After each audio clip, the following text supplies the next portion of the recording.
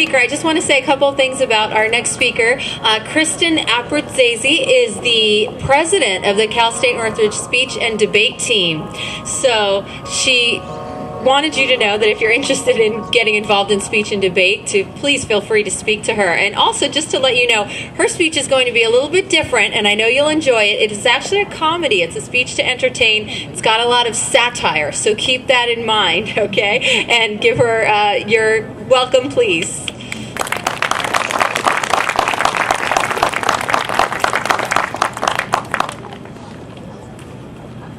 Hi everybody, I don't like this podium. I like to be close with my audience.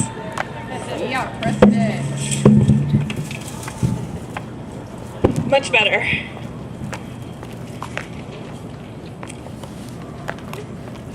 Do you think you're special?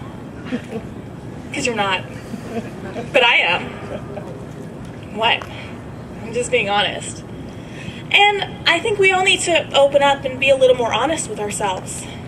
You're just too narcissistic. Now, I know that in Susan J. Douglas's 1994 book, Where the Girls Are, she says that narcissism is a form of women's liberation, perpetuated by the advertising industry. Guys, I know the media loves sexy, sultry blondes, but a boob job and a bottle of hair dye won't do the trick for your girlfriend. Don't you wish your girlfriend was hot like me? Don't you?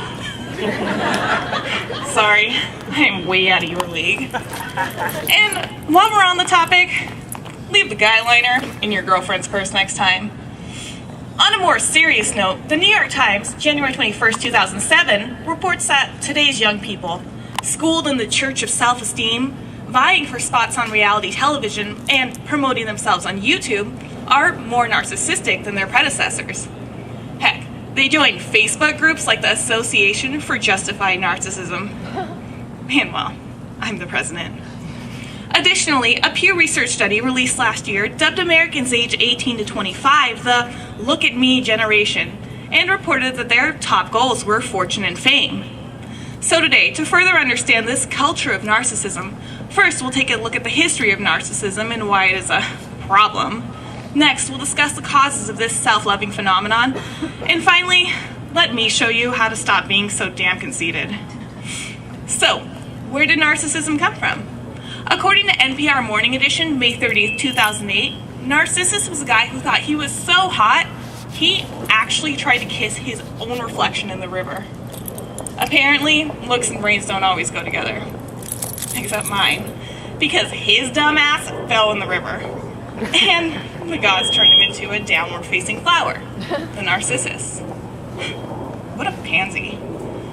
Now, I know that's old news, but this has become a problem today.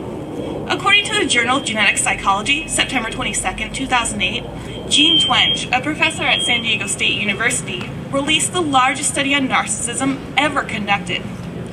She examined the responses of 16,000 college students who completed the Narcissistic Personality Inventory, or NPI, between 1982 and 2006. The questionnaire asked for responses to such statements as, "If I ruled the world, it'd be a better place. I think I am a special person, and I can live my life any way I want to." 2/3 of current college students scored above average on the survey, 30% more than in 1982, reports the Times of London, March 1st, 2007. Additionally, the New York Times reported this shocking statistic on December 30th, 2006. Celebrities are more narcissistic than the general public. They scored an average of 30% higher on the survey, with females scoring significantly higher. Unfortunately, so let's take the DeLorean back to the 80s to find out what the cause of this is. Why our generation from the 80s really did come from the worst decade. Cock rock. Hairbands? You know, poison. Side ponytails? Alf? You were born. And self-esteem. Jean Twenge, the author of the study, blames the narcissism movement on the self-esteem movement that dates back to the 1980s. Children were encouraged to see themselves as special to a damaging degree. Because they were special, they expected to be the center of attention and to be able to do whatever they chose. According to the previously mentioned Times of London, self-esteem programs implemented in U.S. elementary schools 20 years ago encouraged children to sing to the tune of Frere Jacques. I am special, I am special, look at me. Can you believe that bitch Simon said I don't have any talent? Additionally, children were told patently false statements like, you have to love yourself before you can love anyone else. Twenge says self-lovers make horrible partners. And you remember what your parents told you about loving yourself too much. Seriously, dude, stop it. That's dirty. Further, narcissists are more likely to be unfaithful and dishonest because they've learned that life is all about themselves.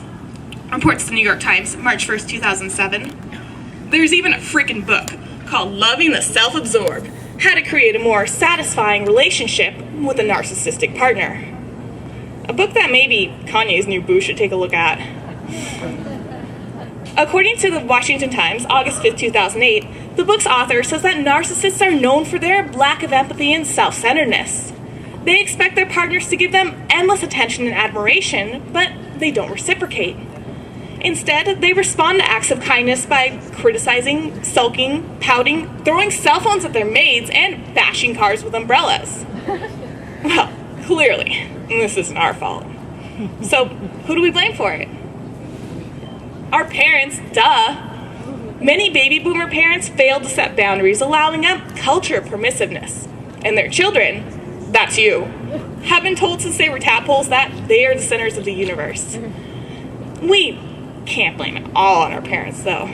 Don't worry, I'm not suggesting we take any responsibility. I'm suggesting we blame the media. According to the Buffalo News, February 27, 2007, current technology fuels the increase in narcissism. By its very name, MySpace encourages attention-seeking behavior and self-promotion, something I'm an expert at. Additionally, ABCnews.com on January 27, 2008, reports that it is because of changes in the internet, like Facebook, MySpace, and YouTube, that narcissism is on the rise in America, particularly among the young. So, now that we know whose fault narcissism is, we're stuck with the task of repairing it. That is so unfair. One suggestion from the author of the study in the Beaumont Enterprise, February 27, 2007, is we need to stop endlessly telling kids you're special and having them repeat it back. Newsflash, kids are self-centered enough already. We should promote a balance. Now, I'm not saying MySpace is the devil, and I'm not saying kids shouldn't value themselves, but we've gone to the other extreme. According to me, because I'm the most credible source in this speech, we need to stop teaching kids self-esteem and start teaching them self-respect. What's the difference? Self-esteem says you're worthy just because you exist, while self-respect says you're worthy because of your attitude and behavior, and looks and popularity and boyfriends. Basically, kids need to learn that character does count. Parents need role models too, like Alec Baldwin. He didn't worry about crushing his daughter's ego when he called her a rude little pig. Also, we need to stop being so politically correct and worrying about hurting each other's psyches. If someone's a moron, tell them they're a moron. For example, Tony, you're a moron. Also, we need to stop giving people titles they don't deserve. I mean, come on. Professor of Communication Studies? Really? We all know he's just a glorified babysitter. Basically, I'm telling you, call it how you see it. So today, you've all had the honor of getting to hear me speak about the history of narcissism and the problems you guys have caused and why it's our parents' fault and what needs to be done to fix it. Clearly, you people need to get to work, or else all we talked about today will continue to come true. Someone needs to change if this problem of narcissism is going to be fixed. Obviously, not me.